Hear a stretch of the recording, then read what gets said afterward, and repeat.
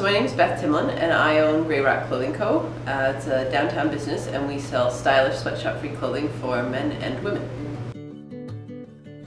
I opened Grey Rock almost 4 years ago in September 2012 and I prepped to open that for 9 months before we actually opened.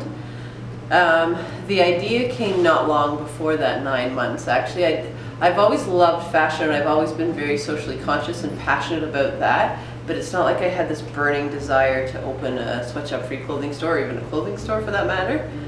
And the idea came from my husband, who is extremely socially conscious, and he would lay awake at night worrying about all these awful social injustices happening in the world, and here he was leading his relatively easy life and not really doing anything about it. And so when what was just an effort to help him get some respite from this, I was like, you need to try and think of a way that you can contribute to a solution to some of these problems, and then maybe you'll feel better about that and you'll actually have some impact.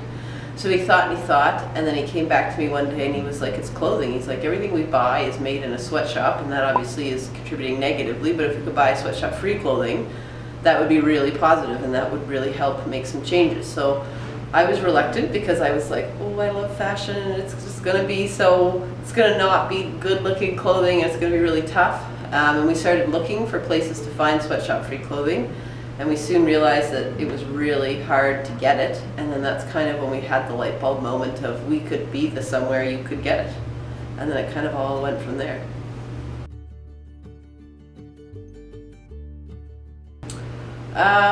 It was like giddy excitement at first of like, I'm gonna own a clothing store, oh my god, and then it was like, ah, I'm gonna own a clothing store, like, can I do this?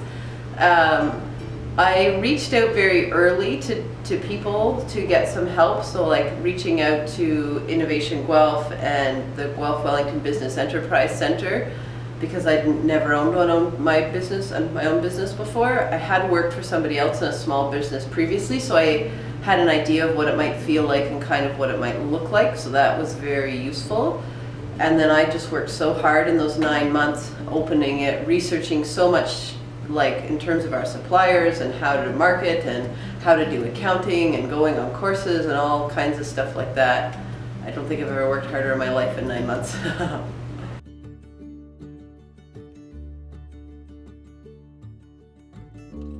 I would say, so I think the most useful thing that I did was building. So even before we opened, I started our social media presence and telling people about it, and a sneak peek hole in the window of the store before we were open. And I think that really helped to build this following of people who really wanted to see it go really well and help and support, and then being able to ask them for support. I think having that support network around you is so key, and I think a lot of people think that maybe I've lived in Guelph all my life, which isn't true. I'd only been here for 2 years before that, but I was able to really just connect and build real relationships with people. And I think that was one of the most impactful things in that first year, and even now, but really then when you have such limited resources to help yourself get going.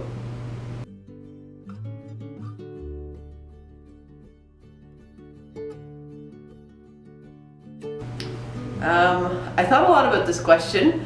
I don't feel judged often, actually, and I think that is maybe part of advice I would give to somebody else, is to not feel judged. It's okay to make mistakes, and that as long as you can own them and be vulnerable in them, people understand. So, but the other part of that is that I think I am really hard on myself and have high expectations for myself. And when things start to slip, I worry about how that looks. So that is maybe feeling judged in that way. So I would maybe be not so hard on myself, I think.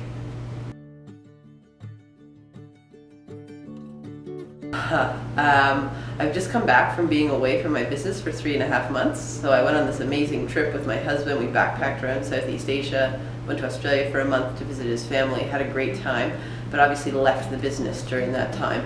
And that was a real push of my comfort zone and my employees' comfort zones. And it was harder than any of us thought it was going to be, but everyone stepped up, everyone worked really hard, but it was uncomfortable to have to be at such a long arm's length from my business.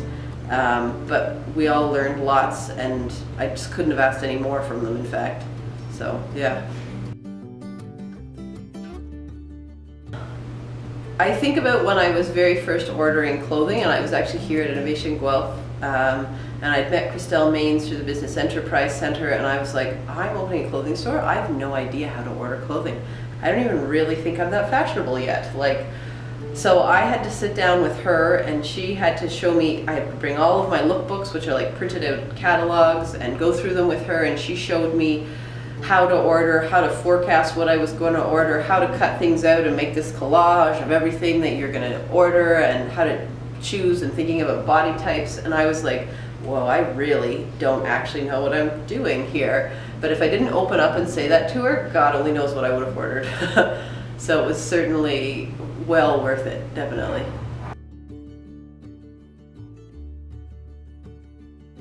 I think it's huge. I think if you can't be vulnerable, you're not going to learn as much, and I think you will struggle to build real relationships with people. Like when you mess up in your business with customers, if you own it and you say, look, I'm sorry, a mistake has happened, we have lost your email, or we forgot about your order, or something like that, you just need to own it. And I think that's being real. People can relate to that, and that's what I think vulnerability is all about.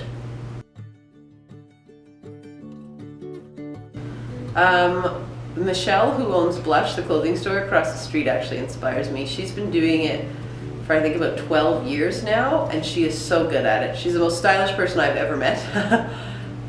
She loves what she's doing, and she's built this really strong, successful brand and clothing store, and I just admire her so much. And also, she gave me so much help when I was opening. That was a time I was vulnerable as well, actually having to go in there when I was first opening and being like, hi, I'm going to open a clothing store across the street, and looking around and being like, this is the most stylish place I've ever been, oh my goodness. But she warmed to me, and she opened right up, and she gave me all this advice that probably has saved me thousands over the years. So her ability to do that to somebody who could be seen as a competitor, I think is quite admirable.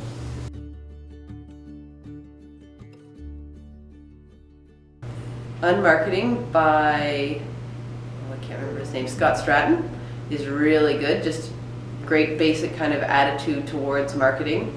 And Lean In by Sheryl Sandberg, I really love that book as well, definitely. And I think just reaching out into your community, I think I kept being surprised by how many opportunities there were for people to help small businesses. So like Innovation Guelph, the Guelph Business Enterprise Center, even the city has grants for different things that can help your business, or second chance for hiring grants. So I think there is stuff out there, definitely. I've gotten better at it, but definitely that was a problem for a long time, and I'm in the best place I've ever been, which is really good. But what I've realized is that like work takes away, and there's things that take away, like being at the store too much, and then there's things that are just don't take away or add, and then there's things that kind of add back to you.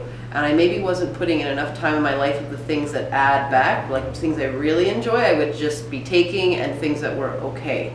And I realized I need to have both of them. So I'm very good at making sure I have scheduled 2 days off a week and actually not doing work things on those days, and that has been huge for me. Like I know other entrepreneurs who can barely leave their business for 1 day a week, and I just can't imagine what that would be like.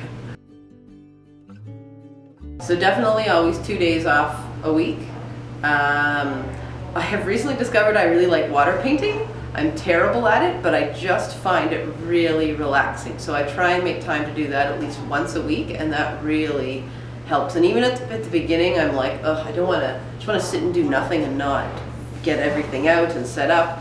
But I always am glad that I've done it in the end, and exercising is huge for me. That just makes me feel, I'm lucky that I get to walk to and from work every day, so regardless of how crazy things are, I'm at least getting some outside time and some exercise time, which is really important.